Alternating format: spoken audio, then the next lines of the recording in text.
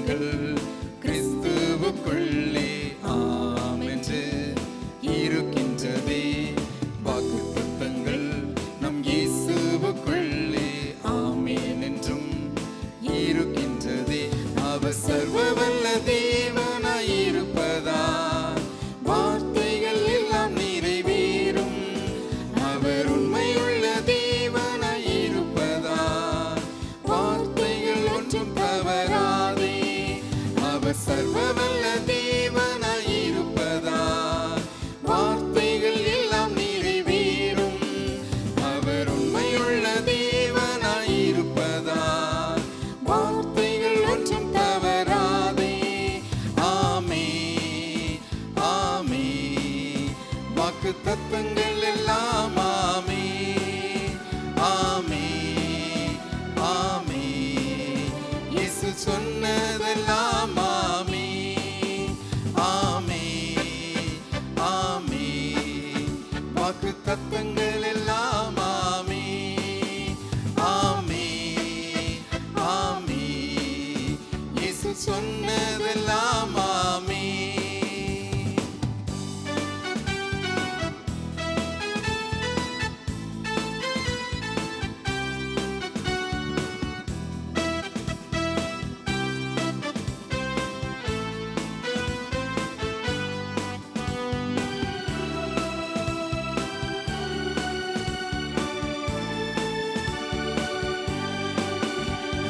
செத்து போனதா சாராளின் கர்ப்பத்தை உயிர்ப்பித்ததே. அவர் சொன்ன வார்த்தையே செத்து போனதா சாராளின் கர்ப்பத்தை உயிர்ப்பித்ததே. அவர் சொன்ன வார்த்தையே குறிப்பிட்ட காலத்திலே அவர் வார்த்தை நிறைவேறிற்றே. குறிப்பிட்ட காலத்திலே நம் வாழ்விலும் நிறைவேறுமே. ஆமே ஆமே வாக்கு தத்தங்கள் எல்லாம் ஆமே ஆமே ஆமே இயேசு சொன்னதெல்லாம் ஆமே ஆமே ஆமே வாக்கு தத்தங்கள் எல்லாம் ஆமே ஆமே ஆமே இயேசு சொன்னதெல்லாம் ஆமே.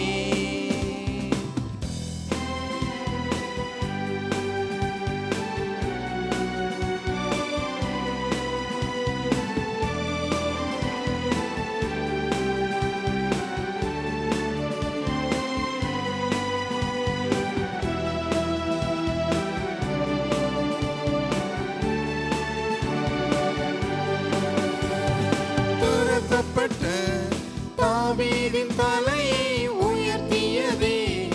அவர் சொன்ன வார்த்தையை துரத்தப்பட்ட தாவீதின் தலையை உயர்த்தியதே. அவர் சொன்ன வார்த்தையை குறித்திட்ட காலத்திலே அவர் வார்த்தை நிறைவேறிற்றே. குறித்திட்ட காலத்திலே நம் வாழ்விலும் நிறைவேறுமே. ஆமே ஆமே வாக்கு தத்தங்கள் எல்லாம் ஆமே ஆமே ஆமே இயேசு சொன்னதெல்லாம் ஆமே ஆமே ஆமே வாக்கு தத்தங்கள் எல்லாம் ஆமே ஆமே ஆமே இயேசு சொன்னதெல்லாம் ஆமே.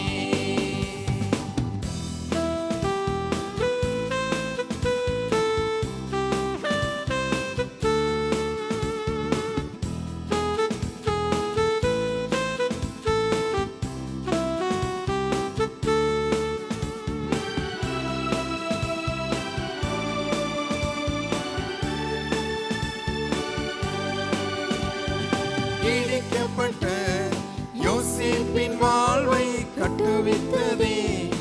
அவர் சொன்ன வார்த்தையே இடிக்கப்பட்ட யோசேப்பின் வாழ்வை கட்டுவித்ததே. அவர் சொன்ன வார்த்தையை குறித்திட்ட காலத்திலே அவர் வார்த்தை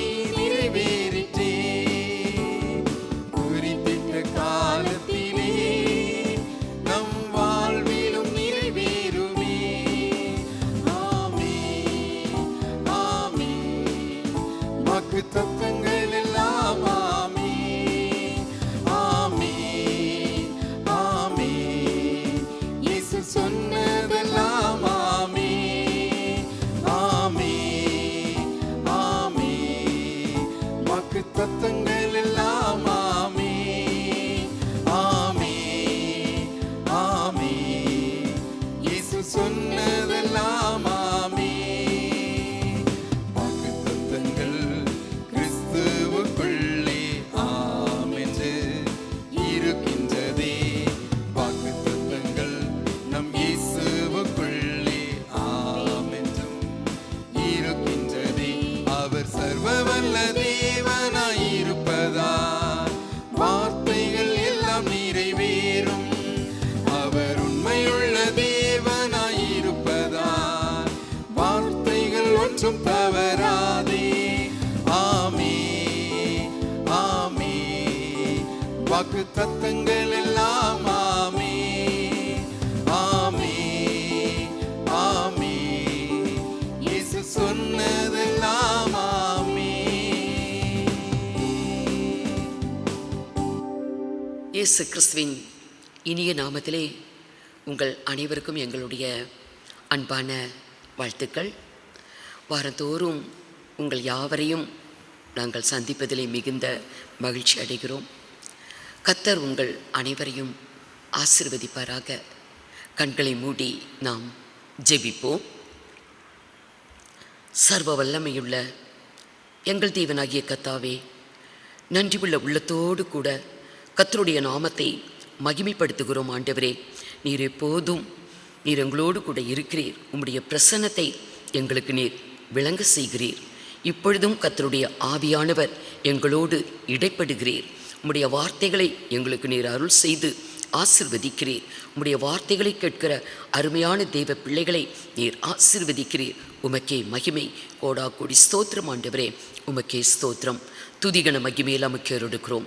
இயேசு கிறிஸ்துவின் மூலமாய் வேண்டிக் கொள்கிறோம் பரிசுத்த பிதாவே, ஆமென். மார்க்கு சுவிசேஷம் 11ஆம் அதிகாரம் 24வது வசனம்.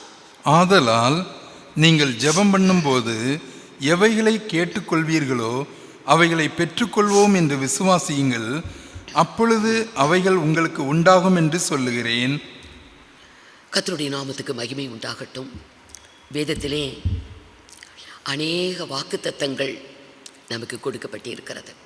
எவ்வளவோ வாக்குத்தத்தங்கள் ஆண்டவராகிய தேவன் நமக்கு அருள் செய்திருக்கிறார். நம்மை சந்தோஷப்படுத்துவதற்காக, நாம் ஆசீர்வாதமாய் இந்த உலகத்திலே வாழ்வதற்காக, இம்மைக்குரிய ஆசீர்வாதங்கள் மறுமைக்குரிய ஆசீர்வாதங்களை பெற்று வாழ கர்த்தருடைய வாக்குத்தத்தங்கள், அருமையான வாக்குத்தத்தங்கள் நமக்கு அருளப்பட்டிருக்கிறது. அதில் ஒன்று தான் இப்பொழுது நாம் வாசிக்க கேட்ட சத்திய வசனம். ஆண்டவராகிய இயேசுவே தன் வாயை திறந்து சொன்ன வார்த்தைகள் தான் மத்தேயு, மார்க்கு, லூக்கா, யோவான் சுவிசேஷங்கள். இப்பொழுது நம்ம வாசித்த சத்திய வசனம், நீங்கள் ஜெபம் பண்ணும் போது எவைகளை கேட்டுக்கொள்ளுவீர்களோ அவைகளை பெற்றுக்கொள்ளுவோம் என்று விசுவாசியுங்கள். அப்பொழுது அவைகள் உங்களுக்கு உண்டாகும் என்று சொல்லுகிறேன் என்று கர்த்தர் சொன்னார். ஆண்டவராகிய இயேசு கிறிஸ்து சொல்லுகிறார்.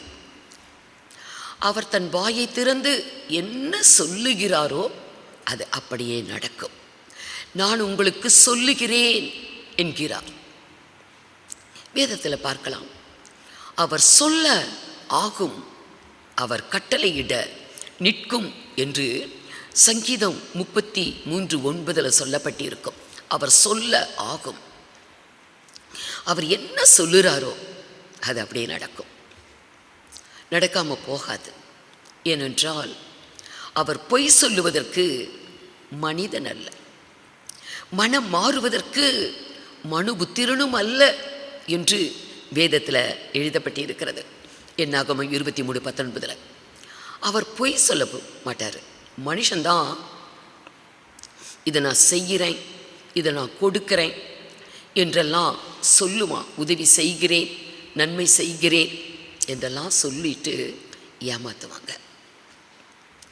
உலகத்தில் எவ்வளோ ஏமாற்றங்கள், பொய்யான காரியங்களை நம்ம உலகத்தில் பார்க்குறோம். எத்தனை மனிதர்கள் வாழ்க்கையில் ஏமாந்து போகிறாங்க.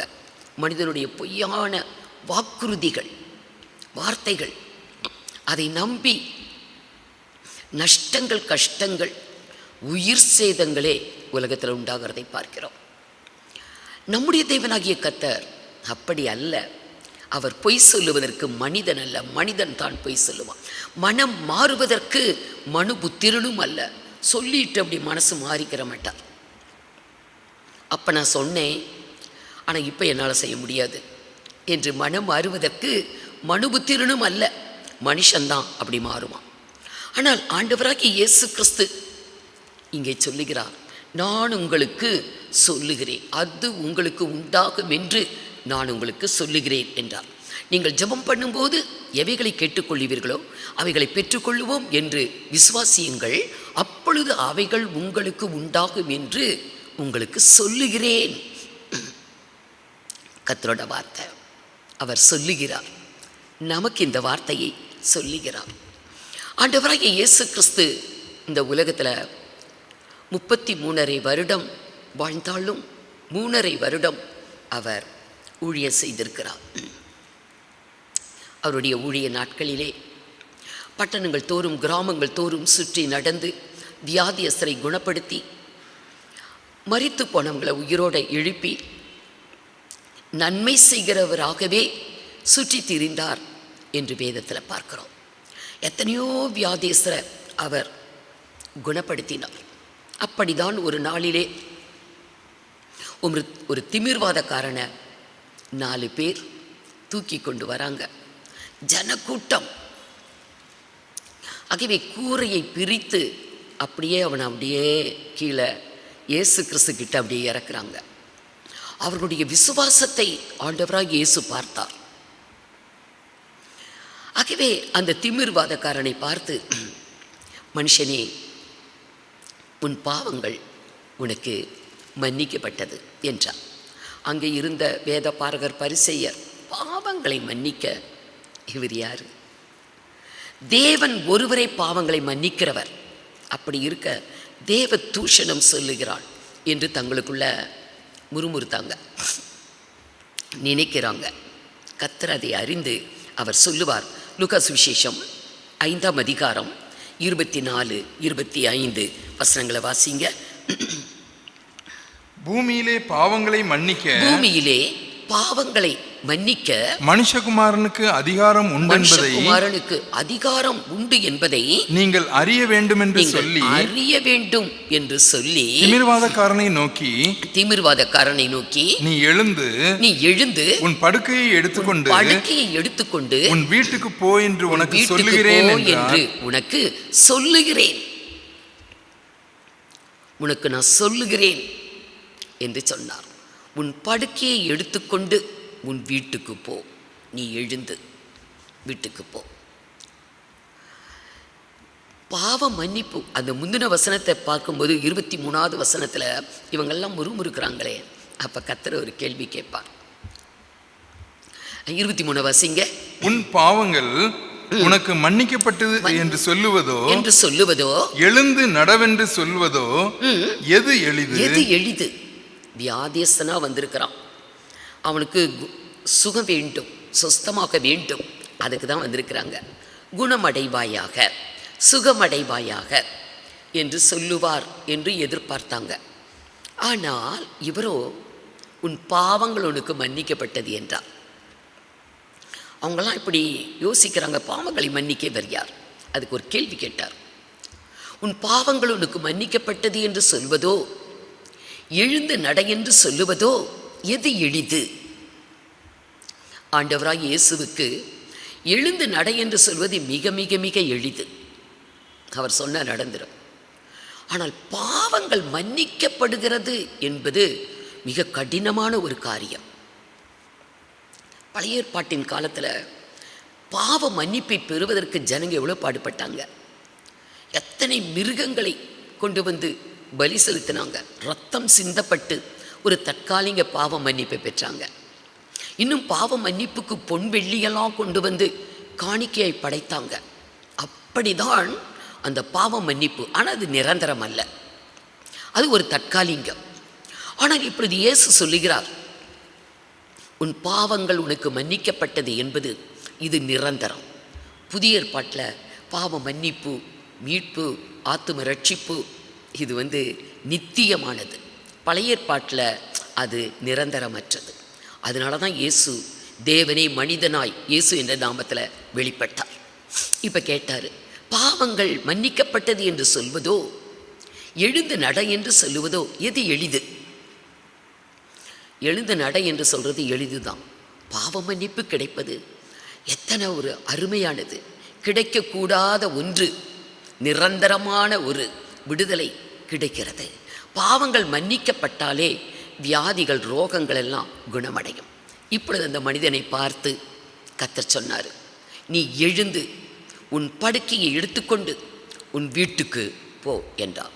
உடனே அவன் என்ன செய்தான்? எழுந்து நடந்து தன் வீட்டுக்கு போய்விட்டான். எழுந்து உன் படுக்கையை எடுத்துக்கொண்டு நடந்து உன் வீட்டுக்கு போய் என்று உனக்கு சொல்லுகிறேன். கர்த்தர் சொன்னார். கர்த்தர் சொல்லுகிறார். கர்த்தர் சொல்லும் பொழுது அது அப்படியே நடக்குது. அதே மாதிரி தான் நாயின் ஊருக்கு அந்த வாசல் கிட்ட அவர் போறாரு. அங்க ஒரு வாலிபன் மரித்தவனை பாடையில் கொண்டுட்டு வராங்க. அவன் தாய்க்கு அவன் ஒரே பிள்ளை, வாலிப வயதில் மரிச்சிட்டான். அவனுக்கு தகப்பன் இல்லை. தாய் ஒரு கைம்பெண் அழுது கொண்டு வருகிறாள். இயேசு கிறிஸ்து அதை பார்த்த பொழுது மனதுருகினார். அந்த ஸ்திரீயை பார்த்து, ஸ்திரீயே அழாதே என்று மனதுருகி அவளை பார்த்து சொல்லி பாடையை தொட்டு, வாலிபனே எழுந்திரு என்று உனக்கு சொல்லுகிறேன் என்றார். அப்படியே அவன் எழுந்து உட்கார்ந்து பேச துவங்கினான் என்று வேதத்தில் எழுதியிருக்கு. லூக்கா சுவிசேஷம் 7ஆம் அதிகாரம் 13 15 வரைக்கும் பார்த்தா, எழுந்திரு என்று உனக்கு சொல்லுகிறேன். 14 வாசிங்க. கிட்ட வந்து பாடையை தொட்டார். அதை சுமந்தவர்கள் நின்றார்கள். அப்பொழுது அவர் வாலிபனே எழுந்திரு என்று உனக்கு சொல்லுகிறேன் என்றார். உனக்கு சொல்லுகிறேன், எழுந்திரு. உடனே அவன் எழுந்து அவன் பேச துவங்கினான் அப்படின்னு போட்டு. இப்படியே சுவிசேஷங்களில் கர்த்தர் செய்த அற்புதங்களை பார்க்கலாம். அவர் வாயினால் என்ன சொல்லுகிறாரோ அதெல்லாம் அப்படி இப்படி இப்படி இப்படி நடக்குது. ஒரு கொன்னை வாயை உடைய ஒரு செவிடனை கூட்டிகிட்டு வந்தாங்க. அவனை ஊருக்கு புறம்பே கொஞ்சம் தள்ளி கூட்டிகிட்டு போய் ஆண்டவராக இயேசு கிறிஸ்து வானத்தை பார்த்து எப்பத்தா என்றார். அவனுடைய செவியில் தன் விரலை வைத்து அவனை குணப்படுத்தினார். அவனுடைய நாவின் கட்டுகள் அவிழ்ந்தது. அவனுடைய செவிகள், அடைக்கப்பட்ட செவிகள் திறந்தது. அவன் செவ்வையாய் பேசினான் என்று வேதத்தில் நம்ம பார்க்கலாம். கொன்னை வாயை உடைய ஒரு செவிடன் தெளிவாக பேசலாம். தெளிவாக பேச முடியல, நன்றாய் கேட்க முடியல, மற்றவங்க பேசுகிறத சொற்களை ஒன்றும் அவன் புரிந்து கொள்ள முடியல. அப்படி நாவிலும் செவியிலும் அவனுக்கு கட்டுகள். கர்த்தர் சொன்னார், எப்பத்தா, வானத்தை பார்த்து திறக்கப்படுவாயாக அப்படின்னு சொன்ன உடனேயே அவனுக்கு அப்படியே திறக்குது. இப்படி ஆண்டவராக இயேசு கிறிஸ்து என்ன சொன்னாரோ அதெல்லாம் அப்படி எப்படி இப்படியே அவர் சொல்ல ஆகும். இவைகள் எல்லாம் ரொம்ப ஒரு எனக்கு ரொம்ப இஷ்டமான ஒரு காரியம். ஒரு குஷ்டரோகி கர்த்தரிடத்தில் வருவான். ஒரு குஷ்டரோகி, நமக்கெல்லாம் ஒரு பலவீனம், ஒரு நோய் என்றால் ஆண்டவரிடத்தில் கேட்குறோம், ஆண்டவரே இது என்னை விட்டு நீங்கியே ஆகணும், இந்த பலவீனம் என்னை விட்டு போகணும், நான் ஆரோக்கியமாக இருக்கணும் ஆண்டவரே என்னுடைய சரீரம் தலை முதல் உள்ளங்கால் வரை நான் ஆரோக்கியமாக இருக்கணும். நான் உம்மை தொழுது கொண்டு உம்மை ஆராதித்து உமக்குள்ள நான் சந்தோஷமாக உமக்கொரு ஜீவனுள்ள சாட்சியாக நான் விளங்குவேன் ஆண்டவரே அப்படின்னு நம்ம ஆண்டவர்கிட்ட கேட்குறோம். ஆண்டவர், உமக்கு சித்தமானால் இந்த பலவீனம் என்னை விட்டு நீங்கட்டும், உமக்கு சித்தமானால் இந்த நோய் என்னை விட்டு நீங்கட்டும் அப்படின்னு நம்ம கேட்க மாட்டோம். இது என்னை விட்டு நீங்கி போயே ஆகணும் என்று பலவந்தமாக கர்த்தரிடத்தில் கேட்போம். ஆனால் ஒரு குஷ்டரோகி அவனுடைய மனநிலையை பாருங்க, அது எனக்கு ரொம்ப ஆச்சரியமாக இருக்கும். குஷ்டரோகம், அவனுடைய அழகு, அவனுடைய ரூபம், அவனுடைய ஜாடையே கம்ப்ளீட்டாக போயிருக்கும். அந்த குஷ்டரோகம் என்று சொல்லும் பொழுது விரலெல்லாம் அழுகி போய் அவனுடைய உள்ளங்கை மாத்திரம் இருக்கும். அதுபோல் கால்கள், விரல்களெல்லாம் அழுகி போய் பாதிக்கு மேலே காலே இருக்காது. அவங்க நடக்கும்போது அவங்களுடைய நடையே பரிதாபமான ஒரு நடையாக இருக்கும். அப்படியே முகரூபம், அந்த மூக்கெல்லாம் அப்படியே தேஞ்சு போய் எல்லாமே ஒரு வித்தியாசமாக அழுகி அது அப்படியே அது குறைந்து போய் அவங்களுடைய முதல்ல எந்த தோற்றத்தில் இருந்தாங்களோ அந்த தோற்றமே இருக்காது, அந்த அழகே இருக்காது.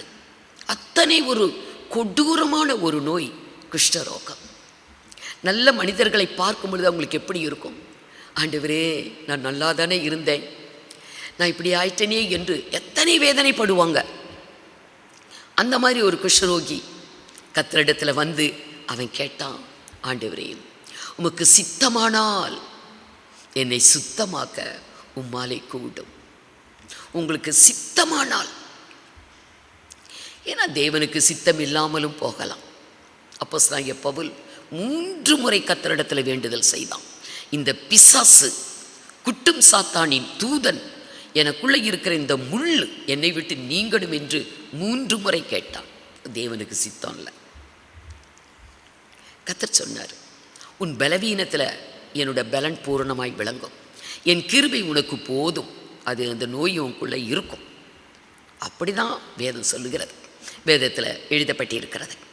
இவன் இந்த குஷ்டரோகி, உமக்கு சித்தமானால் என்னை சுத்தமாக்க உம்மாலே கூடும். அதற்கு கர்த்தர் என்ன சொன்னார்? எனக்கு சித்தம் உண்டு, நீ சுத்தமாகு என்றார். அவன் குணமடைந்தான் என்று நம்ம மத்தேயு சுவிசேஷம் 8ஆம் அதிகாரம் 2-3 வசனங்களை பார்க்கிறோம். நாமும் கர்த்தரிடத்தில் அப்படித்தான், உமக்கு சித்தமானால். ஏன்னா வாக்குத்தத்தம், நீங்கள் ஜெபம் பண்ணும் போது எவைகளை கேட்டுக்கொள்ளுவீர்களோ அவைகளை பெற்றுக்கொள்ளுவோம் என்று விசுவாசியுங்கள், அப்பொழுது அவைகள் உங்களுக்கு உண்டாகும் என்று உங்களுக்கு சொல்லுகிறேன் என்று கர்த்தர் சொன்னார். நம்ம ஜெபம் பண்ணும்போது எவைகளை கேட்டுக்கொள்ளுவீர்களோ, ஆனால் கர்த்தர் நம்ம இடத்துல எதிர்பார்க்கிறது அவருடைய சித்தத்தின்படி நம்ம கேட்கறது தான். அவருடைய சித்தத்தின்படி நாம் தேவனிடத்தில் ஒன்றை கேட்டால் நிச்சயமாக நமக்கு அது கிடைக்கும். 1 யோவான் 5ஆம் அதிகாரம் 14வது வசனம் வாசிங்க. 1 யோவான் 5:14. நாம் எதையாகிலும் அவருடைய சித்தத்தின்படி கேட்டால், அவருடைய சித்தத்தின்படி கேட்டால் அவர் நமக்கு செவி கொடுக்கிறார் என்பதே, செவி கொடுக்கிறார் என்று அவரை பற்றி நாம் கொண்டிருக்கிற தைரியம். நம்ம சித்தத்தின்படி கேட்டால் அவர் கட்டாயம் நமக்கு செவி கொடுப்பார். ஆண்டவர், உமக்கு சித்தமானால், உமக்கு சித்தமானால் இந்த காரியத்தை எனக்கு வாய்க்க பண்ணுங்க, உமக்கு சித்தமானால் ஆண்டவர் இது நடக்கட்டும், உமக்கு சித்தமானால் இது எனக்கு கிடைக்கட்டும், உமக்கு சித்தமானால் இந்த ஜெபத்தை நீங்கள் ஏற்றுக்கொள்ளுங்க. கர்த்தருடைய சித்தப்படி. அதனால தான் ஆண்டவர் சொன்னார், ஆவியானவரே சொல்லுகிறார், ஆவியானவர் தான் பிதாவுடைய சித்தப்படி ஜெபிக்க தெரிந்தவர். அதனால தான் நமக்குள்ள ஆவியானவர் இருந்தா பிதா எப்படி ஜெபித்தாய் இந்த ஜெபம் ஏற்றுக்கொள்ளப்படும் என்று அவருடைய சித்தத்தின்படி ஜெபிக்க அறிந்தவர் ஆவியானவரே. ஆகவே ஆவியானவரோடு தான் நம்ம ஜெபிக்கணும். ஆவியோடு உண்மையோடும் அவரை தொழுது கொள்ளுங்கள், ஆவியில் நிறைந்து ஜெபிங்க என்று வேதம் சொல்லுகிறது.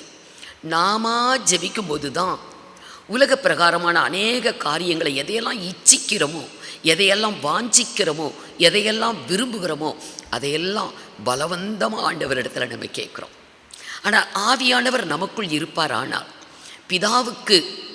பிதா ஏற்றுக்கொள்ளக்கூடிய ஜெபம் எப்படிப்பட்ட ஜெபம் என்று அவருக்கு தெரியும், நம்மளுக்கு தெரியாது. ஆகவே தான் நம்முடைய பலவீனங்களில் நாம் இன்னப்படி வேண்டிக் கொள்ள வேண்டும் என்று அறியாதிருக்கிறபடியால் பரிசுத்த ஆவியானவர் தாமே வாக்கு கடங்காத பெருமூச்சுகளோடு நமக்காக வேண்டுதல் செய்கிறார் என்று சொல்லி வேதத்தில் பார்க்குறோம். அவருடைய சித்தப்படி ஜெபிக்க நம்ம அறிந்திருக்கணும். பரிசுத்த ஆவியில நிரம்பி ஜெபிக்கணும். நமக்கு அந்த சித்தம் தெரிந்திருக்க வேண்டும். அதனால தான் என்ன சொல்லப்பட்டு இருக்கிறது? 1 யோவான் 5ஆம் அதிகாரம் 14வது வசனம், நாம் எதையாகிலும் அவருடைய சித்தத்தின்படி கேட்டால், எதையாகிலும் அவருடைய சித்தத்தின்படி நாம் கேட்டால் அவர் நமக்கு செவி கொடுக்கிறார் என்று அவரை பற்றி நாம் கொண்டிருக்கிற தைரியம். நம்ம தைரியமா கர்த்தரிடத்துல வேண்டுதல் செய்ய முடியும். நம்ம தைரியமா கர்த்தரிடத்துல கேட்கலாம். ஏன்னா அவருடைய சித்தத்துக்கு நம்ம ஒப்பு கொடுத்து கேட்கிறோம். ஆண்டவரே, உமக்கு சித்தமானால் இது எனக்கு கிடைக்கணும். உமக்கு சித்தமானால் என்னை சுத்தமாக்க உம்மாலே கூடும். கர்த்தர் என்ன சொன்னார்? எனக்கு சித்தம் உண்டு, நீ சுத்தமாகு என்றார். குஷ்டரோகம் அவனை விட்டு நீங்கிறது எத்தனை சந்தோஷம்! கர்த்தருடைய சித்தத்தின்படி கேட்கும் போது. ஆகவே அவர் சொல்ல ஆகும், கட்டளையிட நிற்கும். அவர் சொல்ல ஆகும். நீங்கள் ஜெபம் பண்ணும் போது எவைகளை கேட்டுக்கொள்வீர்களோ அவைகளை பெற்றுக்கொள்ளுவோம் என்று விசுவாசியுங்கள். அப்பொழுது அவைகள் உங்களுக்கு உண்டாகும் என்று உங்களுக்கு சொல்லுகிறேன். கர்த்தர் சொல்லுகிறார். கர்த்தருடைய வார்த்தை அவர் சொல்ல ஆகும். அவர் கட்டளையிட நிற்கும். எல்லாமே அவருடைய சொல்லுக்கு அடங்கி இருக்குது. வானமும் அதன் சிருஷ்டிப்புகள், பூமியும் அதன் எல்லா சிருஷ்டிப்புகளும். ஆண்டவராகிய இயேசு கிறிஸ்து ஒரு முறை தம்முடைய சீசர்களோடு கூட கடல்ல யாத்திரை போய்கிட்டு இருக்கிறார். சீசர்கள் எல்லாம் ஒன்றும் கத்தர்கிட்ட ஒன்றும் பேச்சு கொடுக்கல. இவரோ ஒரு தலையணை இருந்தது, அதில் தலையை வைத்து அவர் உறங்கி விட்டார். கத்தர் உறங்கினா என்ன ஆகும்? இஸ்ரவேலை காக்கிறவர் உறங்குகிறதும் இல்லை, தூங்குகிறதும் இல்லை. ஆனால் தூங்குனா, நம்ம அவரை தூங்க வச்சிட்டோன்னா நம்ம வாழ்வுக்கு ஆபத்து தான். ஆகவே அவர்கிட்ட நம்ம பேசிகிட்டே இருக்கணும். இவங்க யாரும் பேசலை, இவர் பேசாமல் தூங்கிட்டார். ஒரு பயங்கரமான ஒரு பலத்த சுழல் காற்று கடலிலே உண்டானது. இவர்கள் போய்கொண்டிருக்கிற படகு அலைக்கழிக்கப்பட்டது. படகுக்குள்ளே தண்ணியே வர ஆரம்பிச்சிருச்சு. கவிழ்ந்து போகக்கூடிய சூழ்நிலை நேரிட்டது. இத்தனைக்கும் வாழ்நாளெல்லாம் அவங்க கடலுக்குள்ள மீன் பிடிக்கக்கூடிய அனுபவம் உள்ளவங்க, கடல் யாத்திரை செய்து நல்லாவே பழக்கப்பட்டவங்க. அலறாங்க, ஆண்டவரே, எங்களை குறித்து உமக்கு கவலை இல்லையா என்று சீசர்கள் அலறினார்கள்.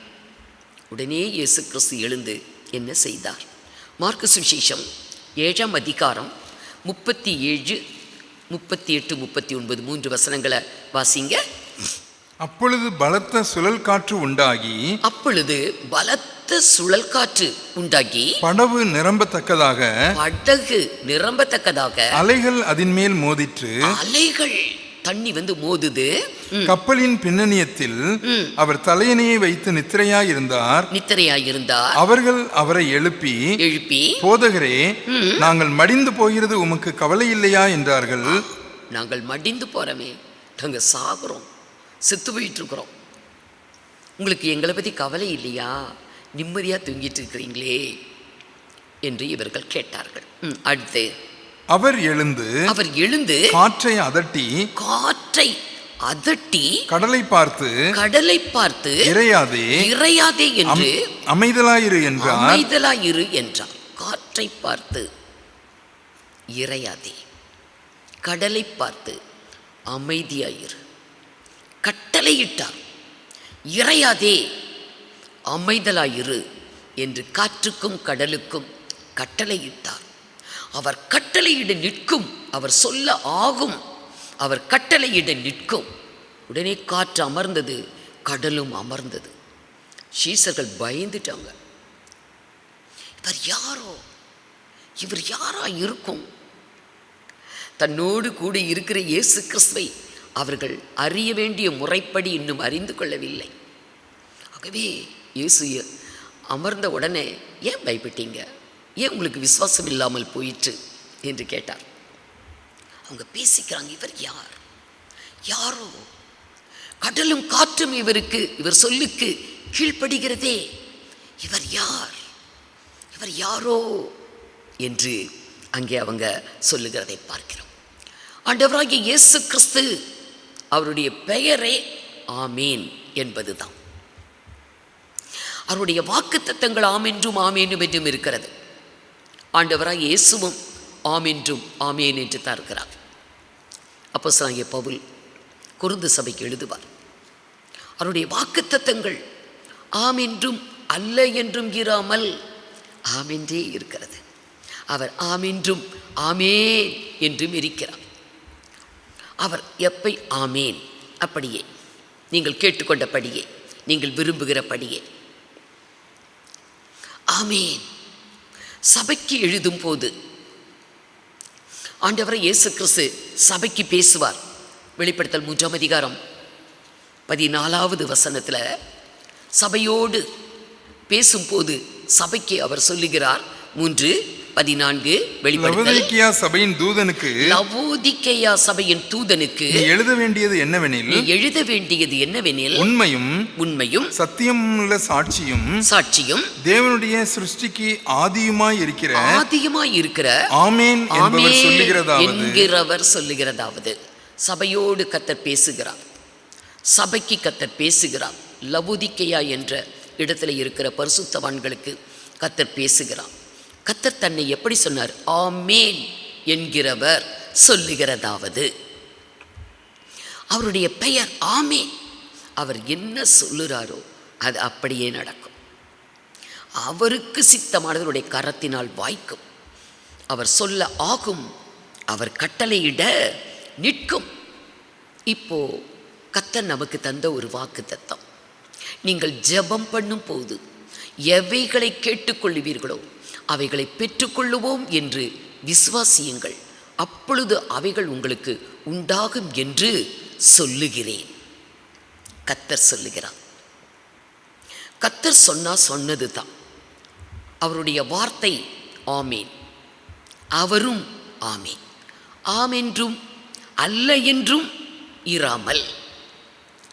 ஒரு டைமில் ஆமேன் ஆம் அப்படின்னு சொல்லிட்டு அப்புறம் அல்ல அப்படின்னு சொல்லுகிறவர் அல்ல. ஏன்னா 2 கொரிந்தியர் 1ஆம் அதிகாரம் 18வது வசனத்திலிருந்து பார்க்கும் பொழுது அங்கே ஆவியானவர் பவுலை கொண்டு சொல்லுகிறார். 2 கொரிந்தியர் 1ஆம் அதிகாரம் 18 பாருங்க. நாங்கள் உங்களுக்கு சொன்ன வார்த்தை, நான் உங்களுக்கு சொன்ன வார்த்தை ஆம் அல்ல என்று இருக்கவில்லை. ஆமா, சரி ஆமேன் என்றும் அப்புறம் இல்லை இல்லை இல்லை முடியாது, அப்படி என்றும் அல்ல, ஆம் என்றும் அல்ல என்றும் இராமல், அதற்கு உண்மையுள்ள தேவனை சாட்சி என்னாலும் சில்வானுவினாலும் தீமோத்தேயுவினாலும் உங்களுக்குள்ளே பிரசங்கிக்கப்பட்ட தேவகுமாரனாகிய இயேசு கிறிஸ்துவும் ஆம் என்றும் அல்ல என்றும் இராமல் ஆம் என்றே இருக்கிறார். ஆமேன். ஆம் என்றாலும் ஆமேன் என்றாலும் ஒன்றுதான். ஆம் என்றும் ஆமேன் என்றும் இருக்கிறார். அவருடைய நாமம் ஆமேன் என்கிறவர் சபைக்கு சொல்லுகிறார். லவோதிக்கேய சபைக்கு ஆமேன் என்கிறவர் சொல்லுகிறதாவது கர்த்தர் ஆமேன் என்று இருக்கிறார். ஆகவே நீங்கள் ஜெபம் பண்ணும் பொழுது எவைகளை கேட்டுக்கொள்வீர்களோ அவைகளை பெற்றுக்கொள்ளுவோம் என்று நீங்கள் விசுவாசியுங்கள், அப்பொழுது அவைகள் உங்களுக்கு உண்டாகும் என்று சொல்லுகிறேன் என்று கர்த்தர் சொல்லுகிறார். ஆகவே நம்ம ஜெபம் பண்ணும்போது எதை கேட்குறோம்? நம்முடைய வாழ்வுக்கு தேவையான எல்லாத்தையும் கேட்குறோம். இம்மைக்குரிய காரியங்கள், ஆவிக்குரிய காரியங்கள் எல்லாவற்றையும் நம்ம கர்த்தரிடத்தில் நமக்கு எதெல்லாம் தேவையோ, ஆண்டவரே உமக்கு சித்தமானால் அதெல்லாம் எனக்கு தாங்க என்று நம்ம கர்த்தரிடத்தில் கேட்கும். ஜெபம் என்பது நம்ம கர்த்தரோடு பேசுறது, கர்த்தரோடு பேசுகிறது. இந்த பேசக்கூடிய கிருபை என்பது தேவன் மனிதனுக்கு மாத்திரம் தந்திருக்கிறார்.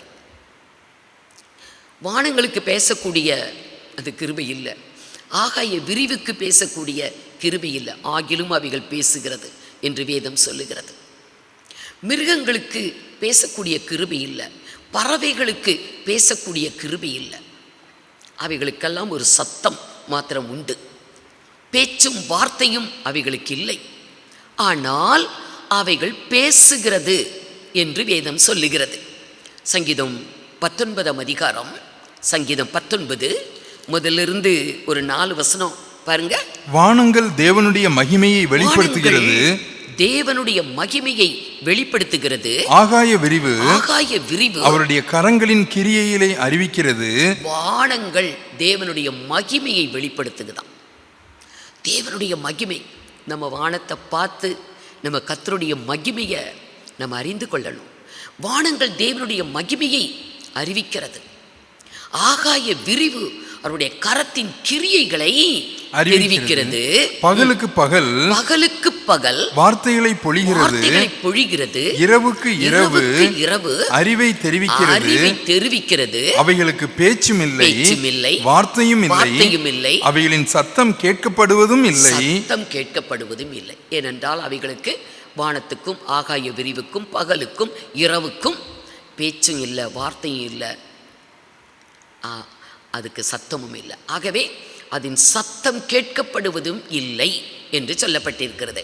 ஆகிலும், அடுத்த வசனம், ஆகிலும் அவைகளின் சத்தம் பூமி எங்கும் அவைகளின் வசனங்கள் பூச்சக்கரத்து கடைசி வரைக்கும் செல்லுகிறது. ஆனா பாருங்க, வானம் சத்தம் இடுகிறதா, பேசுகிறது. ஆகாய விரிவு பேசுகிறது, பேச்சில்லாமலே பேசுது, சத்தம் இல்லாமலே பேசுது, வார்த்தை இல்லாமலே பேசுது. ஆகாய விரிவு, வானம், பகல், இரவு இவைகளுக்கெல்லாம் வார்த்தை இல்லை, பேச்சு இல்லை, சத்தம் இல்லை. ஆகிலும் அவைகளின் சத்தம், அவைகளின் வார்த்தை பூச்சக்கரம் எங்கும் அந்த கடைசி வரைக்கும் அவைகளுடைய சத்தம் கேட்கப்படுகிறது, வார்த்தை இல்லாமலேயே. ஆனால் மனிதனுக்கு தேவன் கொடுத்த ஒரு பெரிய கிருபை, பேச்சு, வார்த்தை, சத்தம் எல்லாமே நமக்கு தான். மிருகங்கள், பறவைகள், இப்படிப்பட்ட ஜீவராசிகளுக்கு சத்தம் உண்டு, வார்த்தை இல்லை. அநேக காரியங்களுக்கு, பொருள்களுக்கு சத்தம் இருக்கும், ஆனால் பேச்சு இருக்காது, வார்த்தை இருக்காது. சத்தம் நமக்கோ அப்படி அல்ல. பேச்சு, வார்த்தை, சத்தம். எதற்கு தேவன் இந்த கிருபையை மனிதர்களாகிய நமக்கு தந்தார்? அவரோடு பேசுவதற்கு. அதுதான் ஜெபம். நாம் கர்த்தரோடு பேசுவதற்கு நமக்கு வார்த்தை, பேச்சு, சத்தம் இதையெல்லாம் கொடுத்தாரே. நம்ம கர்த்தரோடு பேசணும். ஒரு நாளைக்கு நம்ம கர்த்தரோடு எவ்வளோ நேரம் பேசுகிறோம்? அதுக்கெல்லாம் ஒரு டைம் வச்சுருக்குறோம். இவ்வளோ நேரம் தான், ஒரு 1/4 மணி நேரம் தான் ஜெபம், அரை மணி நேரம் தான் ஜெபம், இல்லை ஒரு நாள் முழுவதும் 1 மணி நேரம் தான் ஜெபம். ஆனால் மனுஷரோடு பேசுவதற்கு நாம் டைமே இல்லை. எப்போ வேணாலும் பேசிக்கிட்டே இருப்போம். அதான் எல்லாரோட கையிலையும் சாத்தான் ஒரு மொபைல் கொடுத்துருக்குறான். சும்மா இருக்கவே மாட்டோம். கொஞ்ச நேரம் சும்மா இருந்தால் கூட நம்ம டயல் பண்ணி யாருக்கிட்டையாவது பேசிக்கிட்டு தான் இருப்போம். கர்த்தரோடு பேசுவதற்கு, அவரோடு பேசுவதற்குத்தான் நமக்கு பேச்சு, வார்த்தை, சத்தம் இதெல்லாம் கொடுக்கப்பட்டு இருக்கிறது. ஆண்டவரே சொன்னார், இந்த ஜனத்தை எனக்கென்று ஏற்படுத்தினேன், இவர்கள் என் துதியை சொல்லி வருவார்கள். அவர் நம்மை ஏற்படுத்தினதே அவரை துதிக்கிறதுக்கு, ஸ்தோத்திரிக்கிறதுக்கு, மகிமைப்படுத்துவதற்கு, அவரோடு நாம் பேசுவதற்கு. ஏசாயா 43:21 அவர் சொல்லுவார், இந்த ஜனத்தை எனக்கென்று ஏற்படுத்தினேன், இவர்கள் என் துதியை சொல்லி வருவார்கள். கர்த்தரை நாம் துதிக்கணும், ஸ்தோத்திரிக்கணும், மகிமைப்படுத்தணும். ஆகவே கர்த்தர் நம்ம இடத்துல விரும்புகிறார். கர்த்தர் நமக்கு ஒரு ப்ராமிஸ் பண்ணுகிறார். நீங்கள் ஜெபம் பண்ணும் போது எவைகளை கேட்டுக்கொள்ளுவீர்களோ, ஜெபம் என்று சொல்லுகிறது வேதத்தில் நிறைய இடம் பெற்றிருக்கிறது. பலவிதமான ஜெபங்கள் இடம் பெற்றிருக்கிறது. வேதப்பாரகருடைய ஜெபம், பரிசேயருடைய ஜெபம், மாயக்காரருடைய ஜெபம், அஞ்ஞாடிகள் ஜெபித்த ஜெபம், அநேக தீர்க்கதரிசிகள், தேவ பிள்ளைகள், பரிசுத்தவான்கள் ஜெபித்த ஜெபம், ஆண்டவராகிய இயேசு ஜெபித்த ஜெபம், இப்படிலாம் நிறைய ஜெபங்கள் வேதத்தில் இடம்பெற்றிருக்கிறது. ஆனால் கர்த்தர் நமக்கு சொல்லுகிறார், வேதப்பாரகர் ஜெபிக்கிற மாதிரி நீங்கள் ஜெபிக்காதீங்க. மாயக்காரர் ஜெபிக்கிறது மாதிரி நீங்கள் ஜெபிக்காதீங்க. அஞ்ஞானிகளைப் போல நீங்கள் ஜெபிக்காதீங்க. அப்படின்னு தான் கர்த்தர் நமக்கு சொல்லுகிறார். அப்படி என்றால் எப்படி ஜெபிப்பது? இவங்களாம் எப்படி ஜெபம் பண்ணினாங்க? ஏன் ஜெபிக்க அதே மாதிரி நீங்கள் ஜெபம் பண்ண வேண்டாம் என்று ஏன் கர்த்தர் சொன்னார்? மத்தேயு 23ஆம் அதிகாரம் 14வது வசனத்தில் வேதபாரகர் ஜெபிக்கிறாங்க. ஒரு நீண்ட ஜெபம், ஒரு நீண்ட ஜெபம். வாசிங்க. மாயக்காரராகிய வேதபாரகரே, வேதபாரகரே, பரிசேயரே, பரிசேயரே, உங்களுக்கு ஐயோ, ஐயோ, பார்வைக்காக நீண்ட ஜெபம் பண்ணி, பார்வைக்காக நீண்ட ஜெபம். மற்றவங்க கவனிக்கிறாங்க, மற்றவங்க பார்க்குறாங்க, அதுக்காக அழகான வார்த்தைகளை கோர்த்து ஒரு ஜெபம். அவர் ரொம்ப பக்திமான், அவர் ரொம்ப பக்தியாக ஜெபித்தார் என்று மனிதர்கள் புகழணும். ஆகவே பார்வைக்காக, மற்றவங்களுக்காக இந்த ஜெபம் தேவ சமூகத்தில் போகணும். தேவன் இந்த ஜெபத்தை ஏற்றுக்கொள்ள வேண்டும், இதை தேவன் ஏற்றுக்கொண்டு என்னை ஆசீர்வதிக்க வேண்டும் அப்படிங்கிறதல்ல. பார்வைக்காக நீண்ட ஜெபம் பண்ணினாங்க. அதுபோல் நீங்கள் ஜெபிக்காதீங்கன்னு சொன்னார். மத்தேயு சுவிசேஷம் 6ஆம் அதிகாரம் 5வது வசனத்தில் மாயக்காரர் ஜெபிக்கிற ஜெபம், அதுபோல் நீங்கள் ஜெபிக்க வேண்டாம் என்றார். பாருங்க. அன்றியும் நீ ஜெபம் பண்ணும்போது, 5வது வசனம், அன்றியும் நீ ஜெபம் பண்ணும்போது, அன்றியும் நீங்கள் ஜெபம் பண்ணும்போது மாயக்காரரை போலிருக்க வேண்டாம். மாயக்காரரை போல ஜெபிக்க வேண்டாம். நீங்கள் ஜெபம் பண்ணும்போது மாயக்காரரை போல நீங்க ஜெபம் பண்ண வேண்டாம். மனுஷர் காணும்படியாக, மனுஷர் காணும்படியாக அவர்கள் ஜெப ஆலயங்களிலும் வீதிகளின் சந்திகளிலும் நின்று ஜெபம் பண்ண விரும்புகிறார்கள்.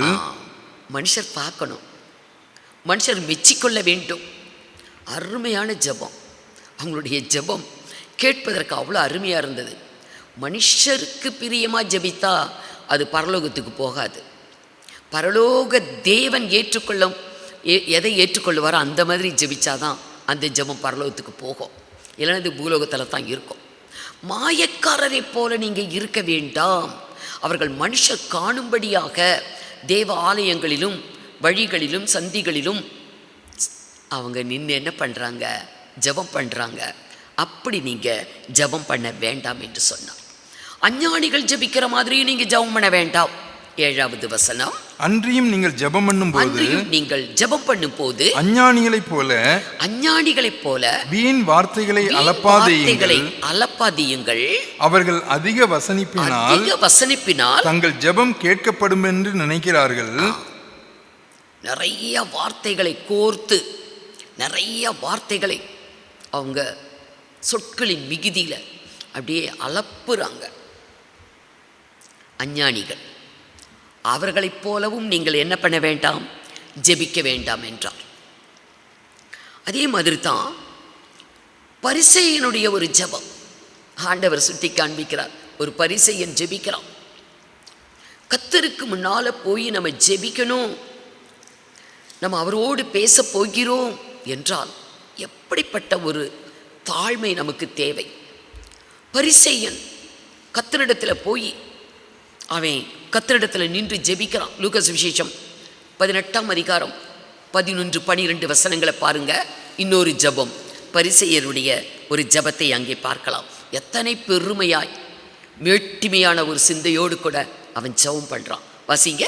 பரிசேயன் நின்று தேவனே, நான் பரிகாரர், அநியாயக்காரர், விபச்சாரக்காரர் ஆகிய மற்ற மனுஷரைப் போலவும் இந்த ஆயக்காரனைப் போலவும். இன்னொருத்தன் நின்று ஜெபம் பண்ணிக்கிட்டு இருக்கிறான்.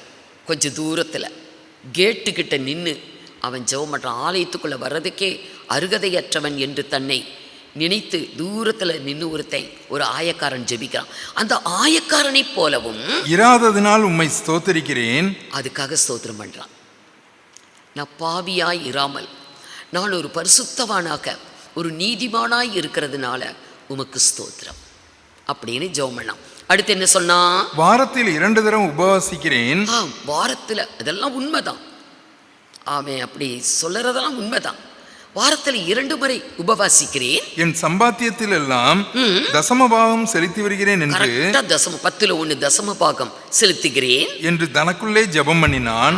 அதையும் வாய் விட்டு அல்ல, மனதில் தான் நினைக்கிறான். தனக்குள்ளே ஜெபம் பண்ணினான். அந்த ஜெபம் வரும்போது ஒரு பரிசுத்தவானாதான் வந்தான்.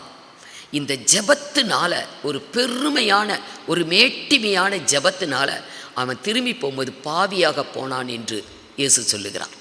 அதே நேரத்தில் ஒரு ஆயக்காரன் அங்கே நின்று ஜெபிக்கிறான். ஆண்டவரே, ஆலயத்துக்குள்ளே வரதுக்கு எனக்கு எந்த ஒரு தகுதியும் இல்லை, நான் பாவியாகிய என்மேல் கிருபையாயிரும் என்று தன் மார்பிலே அடித்து கொண்டானாம். அதே அதிகாரம் 18ஆம் அதிகாரம் லூக்கா 13-14 வசனங்களை பார்க்கும் பொழுது அவன் எப்படி தன்னை தாழ்த்துகிறான். ஆயக்காரன் வாசிங்க. ஆயக்காரன் தூரத்திலே நின்று தன் கண்களையும் வானத்திற்கு ஏறெடுக்க துணியாமல் தன் மார்பிலே அடித்துக்கொண்டு தேவனே பாவியாகிய என்மேல் கிருபையாயிரும் என்றான். போதும், ஆண்டவர் சொன்னார், அவனல்ல இவனே நீதிமானாய் போனான். பாவியாய் வந்தவன் நீதிமானாய் போனான், பரிசுத்தவானாய் வந்தவன் பாவியாய் போனான். ஜெபந்தான் காரணம். எப்படி ஜெபிக்க வேண்டும்?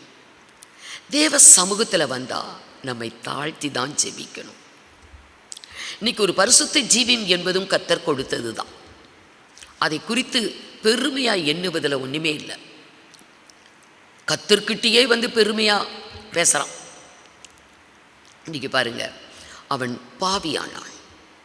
கர்த்தரிடத்தில் ஜெபிக்கும் பொழுது, ஏன்னா பேச்சு, வார்த்தை, சத்தம் எல்லாவற்றையும் தேவன் மனிதனுக்கு தந்திருக்கிறார் அவரோடு பேசுவதற்கு. அதுதான் ஜெபமே. ஜெபம். எத்தனை பரிசுத்தவான்கள், எத்தனை தேவ பிள்ளைகள் கர்த்தரை நோக்கி ஒரு அருமையான ஜெபம் வேதத்தில் இடம்பெற்றிருக்கிறது பாருங்க. நெகேமியா 9ஆம் அதிகாரம் 5-6 வசனங்கள். பின்பு லேவியரான யெசுவா, கத்மியேல், பானி, ஆசாப்நெயா, செரேபியா, ஒதியா, செபனியா, பெத்தகியா என்பவர்கள் ஜனங்களை பார்த்து, நீங்கள் எழுந்திருந்து அனாதியாய் என்றென்றைக்கும் இருக்கிற உங்கள் தேவனாகிய கர்த்தரை ஸ்தோத்திரியுங்கள் என்று சொல்லி, கர்த்தரை நோக்கி, எந்த ஸ்துதி ஸ்தோத்திரத்திற்கும் மேலான உம்முடைய மகிமையுள்ள நாமத்திற்கு ஸ்தோத்திரம் உண்டாவதாக. நீர் ஒருவரே கர்த்தர். நீர் வானங்களையும் வானாதி வானங்களையும் அவைகளுடைய சர்வ சேனைகளையும் பூமியையும் அதிலுள்ள எல்லாவற்றையும் சமுத்திரங்களையும் அவைகளிலுள்ள எல்லாவற்றையும் உண்டாக்கினீர். அவைகளையெல்லாம் நீர் காப்பாற்றுகிறீர். வான சேனைகள் உம்மை பணிந்து கொள்கிறது. போதும். கர்த்தரை எப்படி புகழ்றாங்க! தேவனாகிய கர்த்தரை உயர்த்தி மேன்மைப்படுத்தி அவருடைய கரத்தின் கிரியைகள், அவருடைய வல்லமையை சொல்லி புகழ்ந்து ஜெபிக்கிறாங்க. தேவ ஜனங்கள், ஆசாரியர்கள் எழுந்து நின்று கர்த்தரை மகிமைப்படுத்தினாங்க. அப்படியே தாவீதை பார்க்கலாம். தாவீது கர்த்தரை மகிமைப்படுத்துவான். ஜெபிக்கும் பொழுது அவன் கர்த்தரை நோக்கி அவன் ஜெபிப்பான் பாருங்க. 18ஆம் சங்கீதத்தில், என் பலனாகிய கர்த்தாவே, நானுமில் அன்பு கூறுவேன். நீரே என் தேவன், நீர் என்னுடைய ரட்சிப்பு, நீர் என் கோட்டை, என் கன்மலை, என் உயர்ந்த அடைக்கலம் என்றெல்லாம் என்னுடைய தேவன், என்னுடைய கோட்டை, என்னுடைய அடைக்கலம், என்னுடைய கன்மலை என்று கர்த்தரை புகழ்ந்து துதிக்கி பாத்திரராகிய கர்த்தரை நான் ஸ்தோத்திரிப்பேன் என்று சொல்லி கர்த்தரை புகழ்ந்து அவன் அப்படி ஜெபிக்க ஆரம்பிப்பான். ஒரு நெருக்கத்துக்குள்ள சுற்றிலும் மரணம் அவனை சூழ்ந்திருக்கிறது 4 பக்கமும். அந்த மரணக்கட்டுக்குள்ள மரண கண்ணி, மரணக்கட்டு, துர்ச்சன பிரபாகம், பாதாளத்தின் இடுக்கண் இப்படி சூழ்ந்திருக்கக்கூடிய ஒரு நேரத்தில் கர்த்தரை நோக்கி அவன் அபயமிடுகிறான். அந்த நேரத்தில் கர்த்தரை எப்படி புகழ்ந்து அவருடைய நாமத்தை ஸ்தோத்திரித்து மகிமைப்படுத்தி அவன் கர்த்தரை நோக்கி அபயமிடுவான். அருமையானவர்களே, ஜெபம். பரிசெய்கிறோம், சதுசெய்கிறோம்,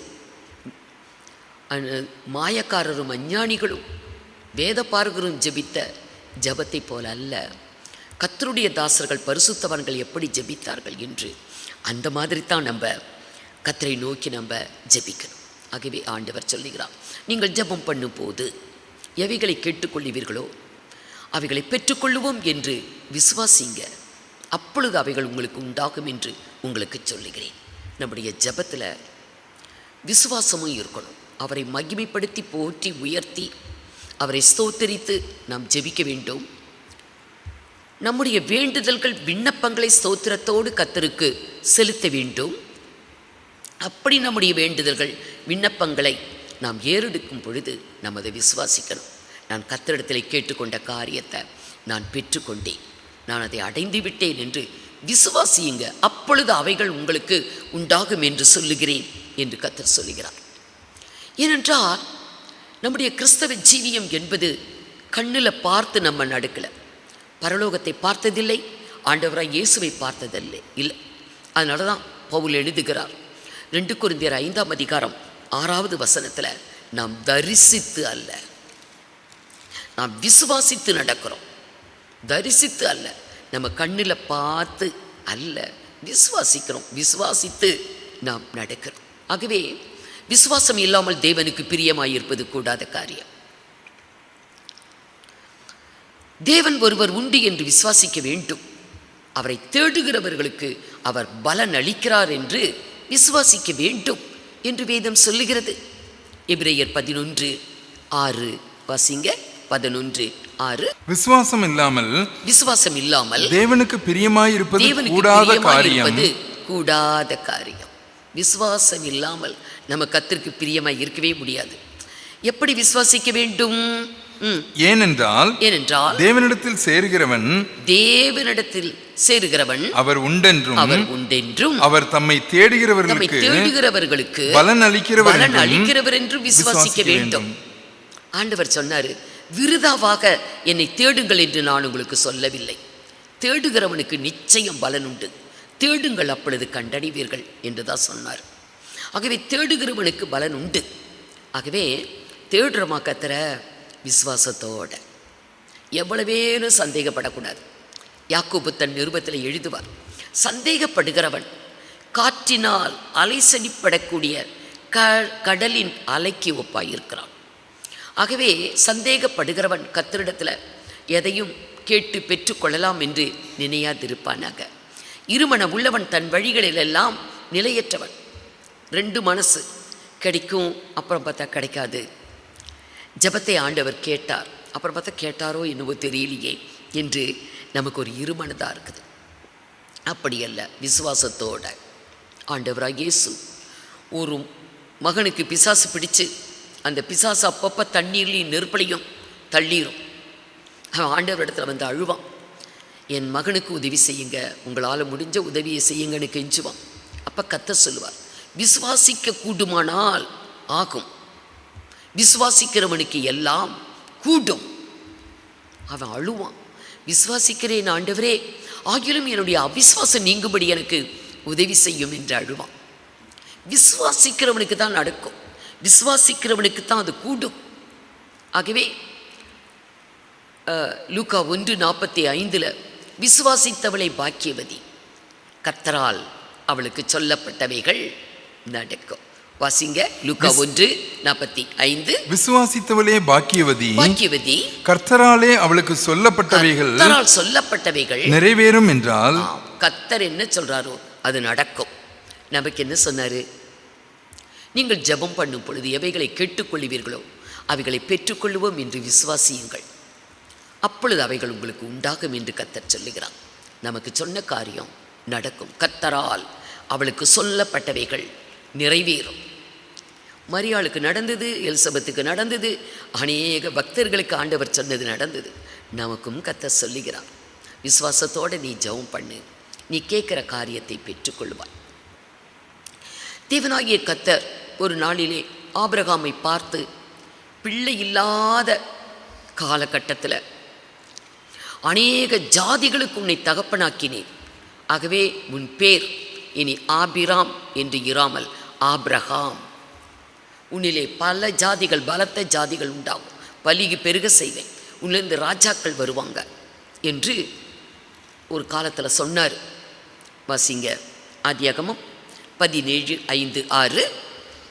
இனி உன் பேர் இனி உன் பேர் ஆபிரகாம் எனப்படாமல் நான் உன்னை திரளான ஜாதிகளுக்கு தகப்பனாக ஏற்படுத்தினபடியால் உன் பேர் ஆபிரகாம் எனப்படும். உன்னை மிகவும் அதிகமாய் பலுக பண்ணி உன்னிலே ஜாதிகளை உண்டாக்குவேன். உன்னிடத்திலிருந்து ராஜாக்கள் தோன்றுவார்கள்.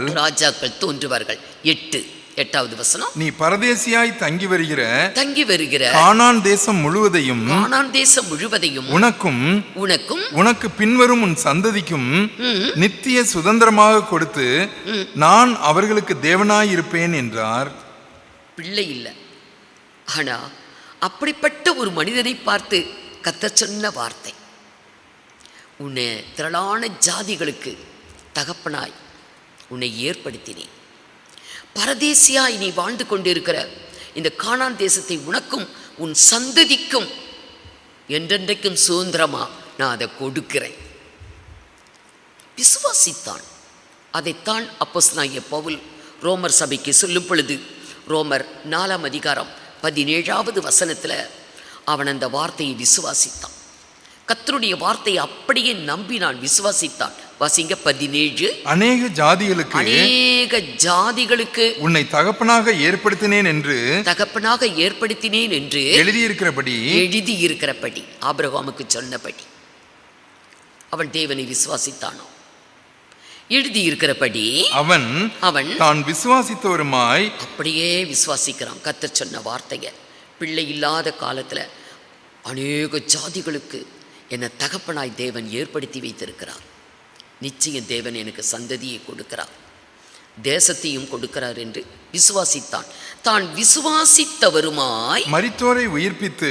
அந்த தேவன் யார்? மரித்தோரை உயிர்ப்பிக்கிற தேவன். மரித்தோரை உயிர்ப்பித்து இல்லாதவைகளை இருக்கிறவைகளைப் போல அழைக்கிறவருமாகிய தேவன். நம்முடைய தேவன் எப்படிப்பட்டவர்? மரித்தோரை உயிர்ப்பிக்கிறவர் நம்முடைய தேவனாகிய கர்த்தர்.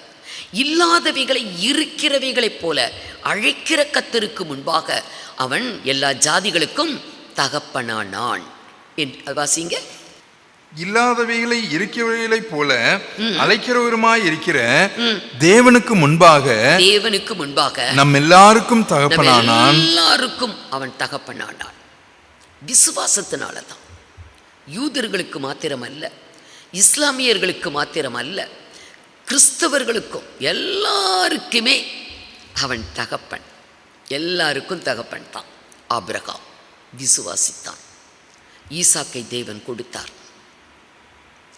எல்லாரும் இன்றைக்கு ஆபிரகாம், உங்கள் தகப்பனாகிய ஆபிரகாமை நோக்கி பாருங்கள், தாயாகிய சாராளை நோக்கி பாருங்கள் என்று வேதம் சொல்லுது.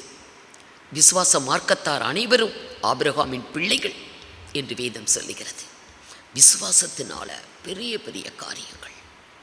ஆகவே நம்முடைய கிறிஸ்தவ ஜீவியத்தின் அடிப்படை விசுவாசம். விசுவாசம் இல்லாமல் எதுவுமே இல்லை. விசுவாசிக்கணும். ஆண்டவருடைய வார்த்தை, நீங்கள் ஜெபம் பண்ணும் பொழுது எவைகளை கேட்டுக்கொள்ளுவீர்களோ அவைகளை பெற்றுக்கொள்வோம் என்று விசுவாசியுங்க. அப்பொழுது அவைகள் உங்களுக்கு உண்டாகும் என்று உங்களுக்கு சொல்லுகிறேன். பூமிக்குரிய ஆசீர்வாதங்களா, நன்மைகளா, காரியங்களா, ஆவிக்குரிய ஆசீர்வாதங்களா, மேன்மையானவைகளா, எதை வேணாலும் தேவனிடத்தில் கேட்டு பெற்றுக்கொள்ளலாம். நம்ம விசுவாசத்தோடு நான் அதை பெற்றுக்கொண்டே என்று விசுவாசிக்கும் பொழுது கர்த்தர் எல்லாவற்றையும் நமக்கு அருள வல்லவராயிருக்கிறார். நம்முடைய விசுவாசம் எப்படி, நம்முடைய ஜெபம் எப்படி, நம்மை நாமே கொஞ்சம் சிந்தித்து பார்ப்போம். தேவனாகிய கர்த்தர் உங்கள் அனைவரையும் ஆசீர்வதிப்பாராக. கண்களை மூடி நாம் ஜெபிப்போம். எங்களை நேசிக்கிற நல்ல ஆண்டவரே, நீர் கொடுத்த இந்த நாளுக்காக நன்றி செலுத்துகிறோம். இப்பொழுதும் கூட சத்திய வேதத்திலிருந்து ஆண்டவரே வசனங்களை தியானிக்க நீர் எங்களுக்கு கிருபை செய்தீங்கப்பா. ஆண்டவரே, வாக்குத்தத்தமாய் கொடுக்கப்பட்ட வசனத்தை ஆண்டவரே நாங்கள் மையமாக வைத்து வேதத்தில் உள்ள அநேக வசனங்களை நாங்கள் தியானித்தோம் அப்பா. ஆகையால் நீங்கள் ஜெபம் பண்ணும் பொழுது எவைகளை கேட்டுக்கொள்வீர்களோ அவைகளை பெற்றுக்கொள்வோம் என்று விசுவாசியுங்கள். அப்பொழுது அவைகள் உங்களுக்கு உண்டாகும் என்று சொல்லுகிறேன் என்று ஆண்டவரே அந்த வசனத்தை நாங்கள் தியானித்தோம் அப்பா. நாங்கள் எப்படி ஜெபம் பண்ண வேண்டும் என்பதை குறித்து கூட நாங்கள் ஆண்டவரே வேதத்தில் ஒவ்வொருவரும் எப்படி ஜெபித்தார்கள், என்னென்ன ஆசீர்வாதங்களை பெற்றுக்கொண்டார்கள், விசுவாசம் உள்ளவர்களாய் எப்படி நடந்தார்கள் என்பதை குறித்து கூட நாங்கள் தியானித்தோம். ஆண்டவரே, நாங்கள் அஞ்ஞானிகளைப் போல அதிக வசனிப்பினால் நாங்கள் அலப்பாதபடிக்கு, ஆண்டவரே பரிசேயனைப் போல நாங்கள் எங்களை பெருமைப்படுத்தாதபடிக்கு, ஆண்டவரே மாயக்காரரைப் போல நாங்கள் வீதிகளிலும் ஆண்டவரே எங்களுக்கு பெருமை வேண்டும் என்று சொல்லி ஜெபிக்காதபடி, ஆண்டவரே அந்த ஆயக்காரனைப் போல எங்களை தாழ்த்தி நாங்கள் எங்களை உம்மிடத்தில் ஒப்பு கொடுத்து ஆண்டவரே ஜெபிக்க, ஆண்டவரே எங்கள் ஒவ்வொருவருக்கும் கிருபை செய்யணுமாறு ஜெபிக்கிறோம். ஆண்டவரே, விசுவாசம் இல்லாமல் தேவனுக்கு பிரியமாய் இருப்பது கூடாத காரியம் என்பதை குறித்து நாங்கள் பார்த்தோம். கர்த்தாவே, நீர் உண்டென்றும் ஆண்டவரே நாங்கள் விசுவாசத்தோடு நாங்கள் உம்மிடத்தில் கேட்டுக்கொள்வதை எல்லாம் நாங்கள் பெற்றுக்கொள்வோம் என்று விசுவாசம் உள்ளவர்களாய் ஆண்டவரே நாங்கள் எங்கள் ஜெபங்களை ஏறெடுக்க எங்கள் ஒவ்வொருவருக்கும் கிருபை செய்யணுமாறு ஜெபிக்கிறோம். அப்பா ஆண்டவரே, இந்த நாட்களிலும் கூட இந்த வசனங்களின் மூலமாய் ஆண்டவரே ஒவ்வொருவரோடும் கூட பேச வேண்டும் என்று நாங்கள் ஜெபிக்கிறோம். அப்பா, உம்மோடு கூட ஒவ்வொரு நாளும் நாங்கள் ஜெபத்திலே பேசுகிறவர்களாக ஆண்டவரே எங்களுடைய விசுவாசத்திலே இன்னும் நாங்கள் உறுதியாய் முன்னேறி செல்கிறவர்களாக காணப்பட எங்கள் ஒவ்வொருவருக்கும் கிருபை செய்யும். மீட்பர் இயேசுவின் மூலம் ஜெபிக்கிறோம் நல்ல பிதாவே, ஆமேன். என் ஆத்துமாவே கர்த்தரை ஸ்தோத்ரி, என் முழு உள்ளமே அவருடைய பரிசுத்த நாமத்தை ஸ்தோத்ரி. என் ஆத்துமாவே கர்த்தரை ஸ்தோத்ரி, அவர் செய்த சகல உபகாரங்களையும் மறவாதே. ஆமேன். Praise the Lord.